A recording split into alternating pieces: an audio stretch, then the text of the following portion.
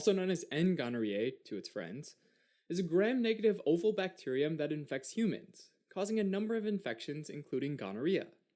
The word Neisseria comes from Neisser Albert, a German physician who discovered it, while gonorrhea is from the Greek words gonos, which means seed, and rho, which means flow, meaning flow of seed, an illustration referring to the penile purulent discharge, which was mistakenly thought to be semen in infected males.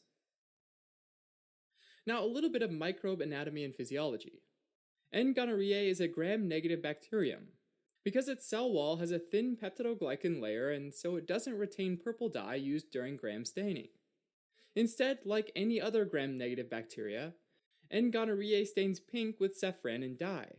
N. gonorrhoeae typically live in pairs called diplococci, stacked side to side so the pair looks like a coffee bean.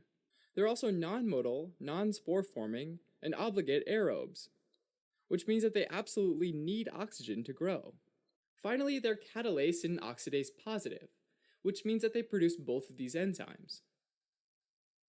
N. gonorrhoeae grows on a special chocolate medium called Thayer-Martin agar, which mainly consists of sheep blood. Yum. Some antimicrobials, like vancomycin and nystatin, are usually added to the Thayer-Martin agar to inhibit the possible growth of undesired bacteria or fungi, and maximize the growth of Neisseria species. However, other Neisseria species, like N. meningitidis, have the same properties, so the maltose fermentation test is done to differentiate the two. The gist of it is that the N. gonorrhoeae can't ferment maltose, whereas N. meningitidis can. To check for this, a pure sample from the culture of the suspected bacteria is transferred to a sterile tube containing phenol red maltose broth, which is then incubated at 36 degrees Celsius for 24 hours. Since N. gonorrhoeae can't ferment maltose, the solution stays red, whereas with N. meningitidis, fermentation byproducts make the solution go yellow. Now, unlike its sister, Neisseria meningitidis, Neisseria gonorrhoeae is not an encapsulated bacteria, so it does not have a polysaccharide capsule. But this bacteria has a ton of other virulence factors, which it uses to attack and destroy host cells, and also to evade the immune system.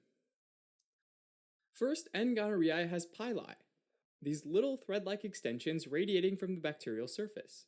The pili help N. gonorrhoeae attach to a host mucosa surface. Also, they help bacteria get physically connected with each other, making what's known as a conjugation pilus, which is a hollow tiny rod through which bacteria can swap genetic information back and forth, including antibiotic resistance genes. Interestingly, N. gonorrhoeae pili are made of antigenic proteins which can vary with every infection, what's known as phase variation. Alright, so normally when a certain bacteria causes an infection, the immune system keeps memory of the bacterial antigen's configuration. So if the same bacteria infects again, the immune system remembers it and quickly makes specific antibodies against it. However, since N. gonorrhoeae changes the antigens on its pili each time it infects a host, the immune system cannot produce a quick specific immune response. Phase variation is also the reason why there's no effective vaccine against N. gonorrhoeae. Pili aside, other virulence factors of N. gonorrhoeae include toxins. The very important one is IgA protease, a toxic protein that this bacterium uses to destroy immunoglobulin A, or IgA. IgA is an immune system protein that's normally found in the mucosal secretions, like those produced by the vagina or the cervix. IgA helps with bacteria opsonization, meaning it tags the bacteria so that neutrophils can recognize and destroy them. So IgA protease neutralizes the first line of mucosal defense. However, not all IgA molecules get neutralized, so some N. gonorrhoeae bacteria are still opsonized and end up getting attacked by neutrophils. Inside the neutrophil, N. gonorrhoeae is wrapped in a phagosome, a bubble inside which reactive oxygen species, like hydrogen peroxide, are released to kill it. However, N. gonorrhoeae releases catalase, which breaks down hydrogen peroxide. Unfortunately, this translates as a win for N. gonorrhoeae, which now takes over the neutrophil and uses its energetic resources to multiply. The neutrophil eventually becomes too full and bursts open, letting out a ton of bacteria in the bloodstream, which is known as gonococcemia. Inside the blood, N. gonorrhoeae can use other virulence factors. First, there's a cell wall antigen called lipooligosaccharide, or LOS. which is known for its ability to trigger a widespread immune reaction that results in sepsis, meaning blood vessels dilate, so blood pressure drops, and vital organs don't get enough blood.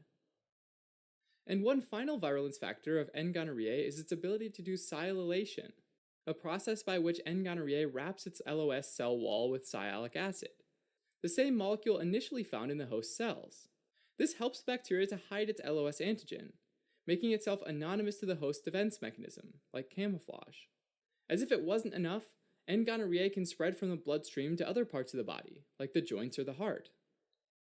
Most frequently, though, N. gonorrhoeae causes gonorrhea, which is a sexually transmitted infection.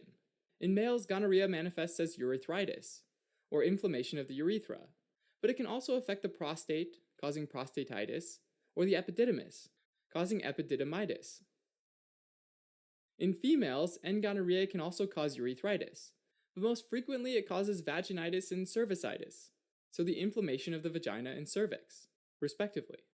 Through the cervix, N. gonorrhoeae can spread to the uterus, the fallopian tubes, and sometimes even the ovaries, causing pelvic inflammatory disease, or PID. Finally, PID can cause a complication called Fitzhugh-Curtis syndrome, which happens when the inflammation spreads to the peritoneum, and from there to Glisson's capsule, which surrounds the liver. This results in violin string adhesions, or thin strings of scar tissue that attach the liver to the peritoneum. If N. gonorrhoeae infects pregnant women, it can spread to the baby during vaginal delivery, and result in early neonatal conjunctivitis, so a type of conjunctivitis that affects the newborn 2 to 5 days after birth. N. gonorrhoeae can also cause some rare but serious infections, often as a consequence of gonococcemia. When the infection spreads to the joints, it might cause gonococcal arthritis, which is more common in sexually active adolescents. If it spreads to the heart, it might affect the heart valves, causing endocarditis. The first symptoms of Neisseria gonorrhoeae infection are related to the genital infection. In men, there can be a burning sensation when urinating, as well as clear urethral discharge, which can become purulent and bloody.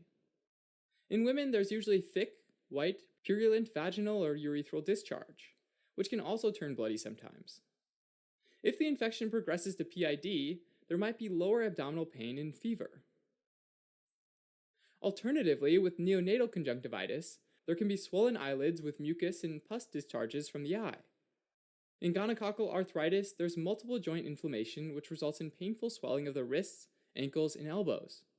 With gonococcal endocarditis, there might be fever, chills, sweating, and malaise.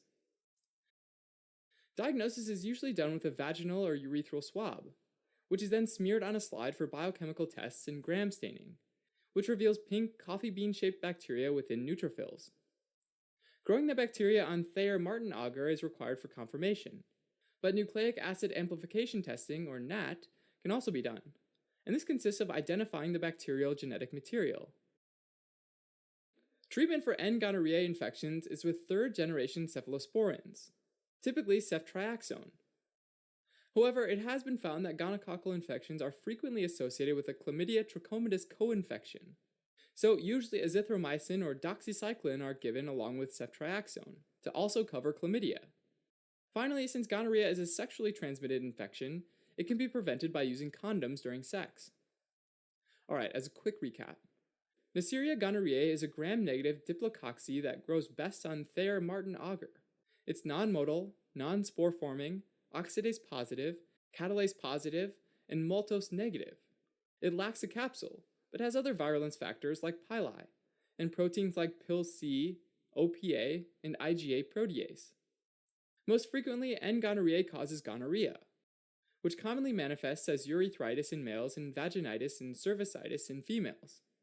Left untreated, N. gonorrhoeae infections can progress to gonococcemia and cause complications like gonococcal sepsis, septic arthritis, and endocarditis. Treatment is with ceftriaxone, and azithromycin or doxycycline are also given to cover a possible chlamydia co-infection.